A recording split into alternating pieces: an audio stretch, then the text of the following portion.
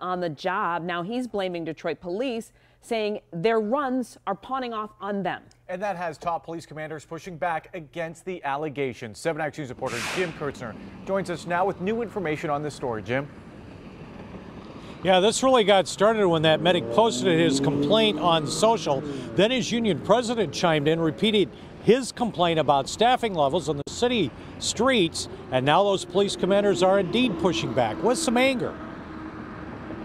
It happens quite often, and in this case, one of our medics was bitten, kicked, punched.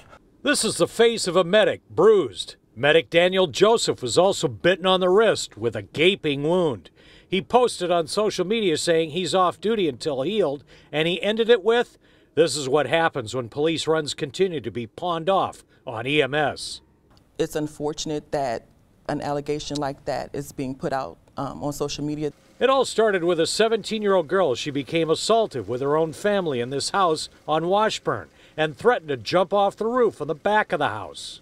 Our officer engaged with her, was able to successfully talk her off of the roof, and because she had made contact with the individual and had garnered the trust of that person, she remained the person who continued to have constant contact with her. The teenage girl bit one medic, injured another, and spit at one cop before she was restrained. The firefighters union president saying more officers should have been on that scene at 2 a.m. to keep the medics safe. We need to protect our public safety workers properly.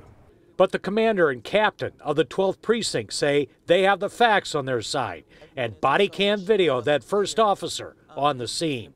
When the team became very agitated, the first 2 officers immediately called for backup. And I did review the video. Backup and additional resources did respond.